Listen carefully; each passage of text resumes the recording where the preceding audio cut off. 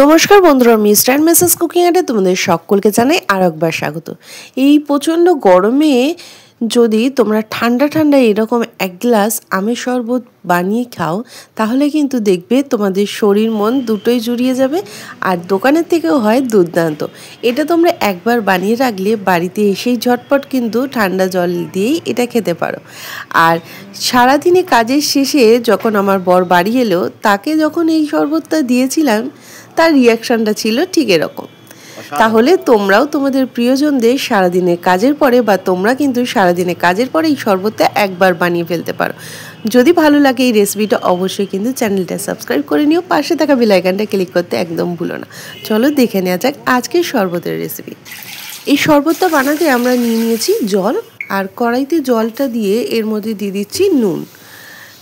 দেওয়ার পরে একটাই বড় আমকে আমরা মাঝখান থেকে একটু কেটে নিয়েছি। কেটে নেওয়ার পরে ভালো করে আমটাকে আমরা সেদ্ধ করার জন্য রেখে দিলাম ঢাকা দিয়ে।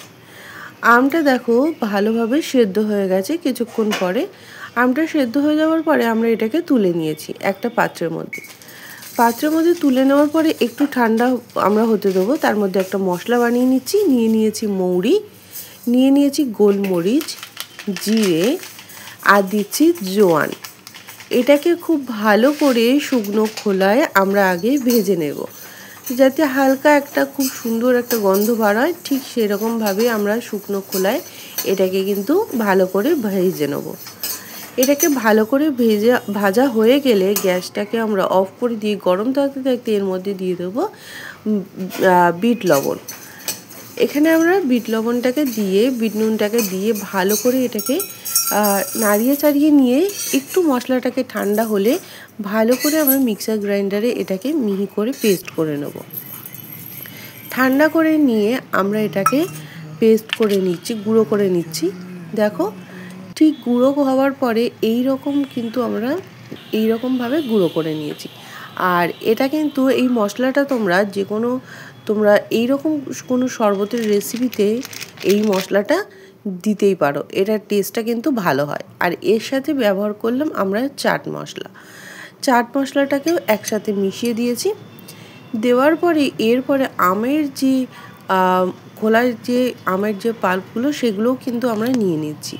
ঠিক এইভাবে আমটাকে ঠান্ডা হয়ে যাওয়ার পরে সমস্ত আমের পাল্পগুলোকে আস্তে আস্তে আমরা একটা চামচের সাহায্যে এটাকে বের করে নিলাম। আর দেখো আঠিটা থেকেও কিন্তু খুব সুন্দরভাবে আমের যে পাল্পগুলো সেগুলো কিন্তু চলে আসছে। সমস্তটা নিয়ে নেওয়ার পরে আমের এই পাল্পটাকে একটু ভালো করে মিশিয়ে দিচ্ছি। আর দেখো খুব সুন্দরভাবে কিন্তু সেদ্ধ হয়েছে। এটাকে মিশিয়ে দেওয়ার পরে এটাকে একটা সাইডে রাখলাম। এরপর আমরা নিয়ে নেব পুদিনা পাতা। পুদিনা পাতা এই গরমে কিন্তু শরীর ঠান্ডা করে, তাই পুদিনা পাতাটা এর মধ্যে দিলে খেতে দুর্দান্ত লাগবে। একদম দোকানে তোমরা আমের শরবত যেরকমভাবে খাও ঠিক সেইভাবেই কিন্তু এই শরবতটার টেস্টটা আসবে। পুদিনা পাতাগুলোকে আমরা খুব ভালো করে এটাকে ভালো করে ধুয়ে নিয়ে খুব সুন্দরভাবে ছাড়িয়ে নিচ্ছি। আর এইটাকে তোমরা এই যে মিক্সারটাকে এটা একবার বানিয়ে রেখে দিলে, বানিয়ে যদি তোমরা ফ্রিজে রাখো, এটা কিন্তু তোমরা প্রায় এক সপ্তাহ ধরে বানিয়ে খেতে পারবে।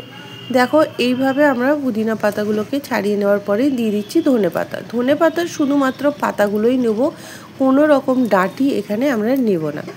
ধনে পাতার পাতাগুলোকে নিয়ে খুব ভালো করে পরিষ্কার করে ধুয়ে এরপর আমরা এটাকে পেস্ট করে নেব। দেখো ধনে পাতা আর পুদিনা পাতাটাকে দিয়ে দিচ্ছি, আর এর সাথে দিয়ে দিচ্ছি 1 ইঞ্চি মতো এরকম আদার টুকরো। আদাটাকে দিয়ে ভালো করে এটাকে মিক্সড করে নিচ্ছি।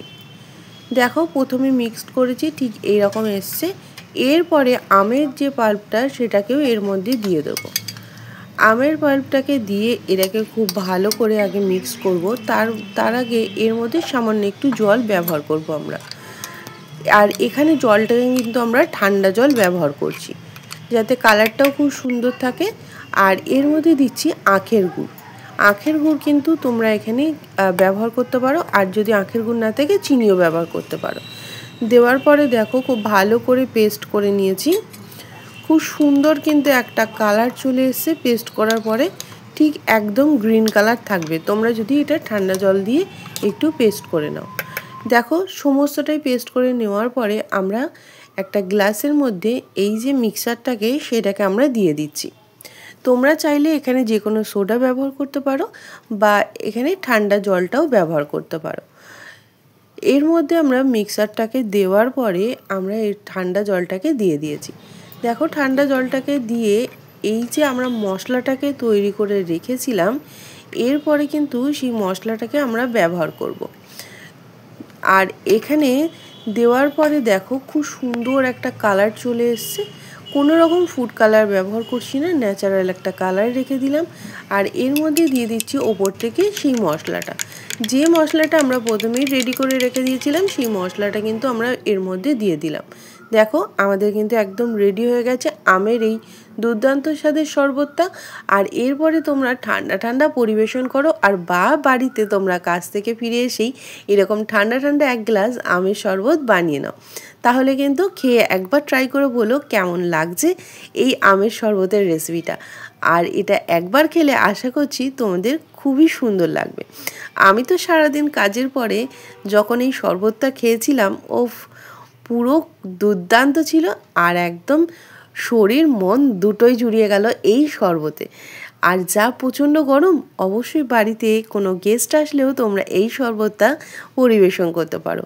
খেতে হয় দুর্দান্ত। আর বাড়িতে তোমরা বানিয়ে 1 সপ্তাহের জন্য এইভাবে স্টোর করে রেখে যখন ইচ্ছা তখনই এটা খেতে পারো। আর যদি রেসিপিটা ভালো লেগে থাকে তাহলে অবশ্যই কিন্তু চ্যানেলটা সাবস্ক্রাইব করে নিও।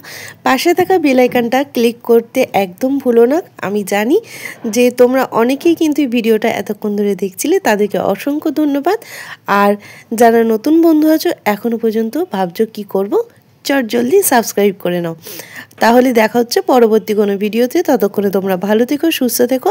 আবারও দেখা হচ্ছে পরবর্তী ভিডিওতে।